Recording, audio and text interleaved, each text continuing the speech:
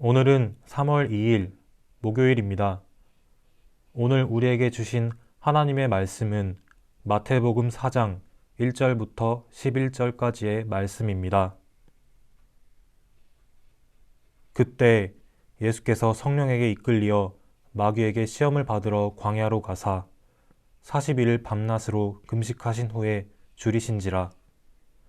시험하는 자가 예수께 나와서 이르되 내가 만일 하나님의 아들이거든 명하여 이 돌들로 떡덩이가 되게 하라. 예수께서 대답하여 이르시되 기록되었으되 사람이 떡으로만 살 것이 아니요 하나님의 입으로부터 나오는 모든 말씀으로 살 것이라 하였느니라 하시니, 이에 마귀가 예수를 거룩한 성으로 데려다가 성전 꼭대기에 세우고 이르되 내가 만일 하나님의 아들이거든 뛰어내리라. 기록되었으되 그가 너를 위하여 그의 사자들을 명하시리니 그들이 손으로 너를 받들어 발이 돌에 부딪히지 않게 하리로다 하였느니라. 예수께서 이르시되 또 기록되었으되 주 너의 하나님을 시험하지 말라 하였느니라 하시니, 마귀가 또 그를 데리고 지극히 높은 산으로 가서 천하 만국과 그 영광을 보여 이르되 만일 내게 엎드려 경배하면 이 모든 것을 내게 주리라. 이에 예수께서 말씀하시되 사탄아 물러가라. 기록되었으되 주 너의 하나님께 경배하고 다만 그를 섬기라 하였느니라. 이에 마귀는 예수를 떠나고 천사들이 나와서 수종드니라. 아멘. 출제 의도를 알면 답이 보입니다. 어떤 고등학교에서 땅을 주제로 100일장을 열었습니다. 학생들은 저마다 거창하게 써 내려갔습니다. 어떤 학생은 국토 개발의 필요성을 역설하고, 또 어떤 학생은 땅을 소중하게 관리 보존해야 한다는 주장을 피력했습니다. 그런데 나중에 발표된 장원을 받은 글은 다른 글들과는 완전히 결이 달랐습니다.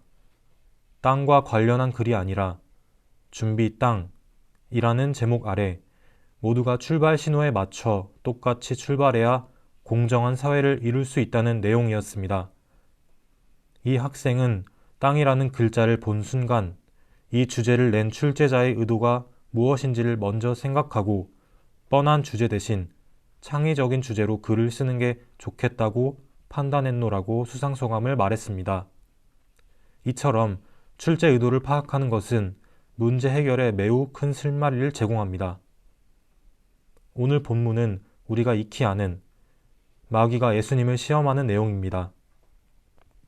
예수님이 성령에 이끌려 마귀에게 시험을 받으러 광야로 나가시는 장면과 모든 시험이 끝난 후 마귀가 퇴장하고 천사들이 예수님을 수종드는 장면을 떠올려 보면 우리는 이 시험이 하나님께서 마귀라는 시험관을 통해 공생애를 앞둔 아들 예수를 테스트하게 한 후 하나님의 아들로 인정하고 세상으로 파송하고자 하시는 의도를 읽을 수 있습니다. 마귀의 테스트 내용이 그 증거이기도 합니다. 그러나 예수님은 하나님의 아들로 인정받기 위해 굳이 마귀의 요구사항을 들어줄 필요가 없었습니다. 마귀가 인정하지 않아도 예수님은 하나님의 아들이심이 분명하고 천하 만국의 주인은 마귀가 아니라 하나님임을 잘 알고 계셨기 때문입니다. 예수님은 출제자의 의도대로 답을 써 내려가셨고 출제자 하나님께 인정받고 마침내 공생애를 시작할 수 있게 되었습니다. 하나님은 때때로 여러 의도를 가지고 우리 삶의 다양한 시험 문제를 내십니다.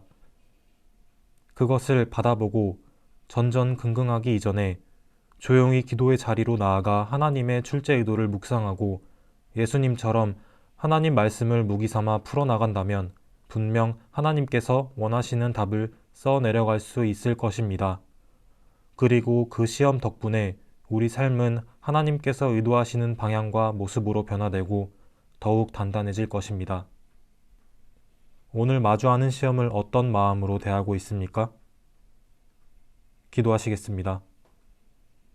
하나님, 시험을 통해 우리 삶이 더욱 단단해지기를 원합니다.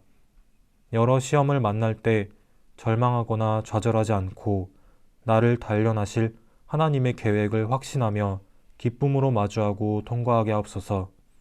그래서 하나님께 온전히 인정받는 삶을 살게 하옵소서. 예수님의 이름으로 기도합니다. 아멘.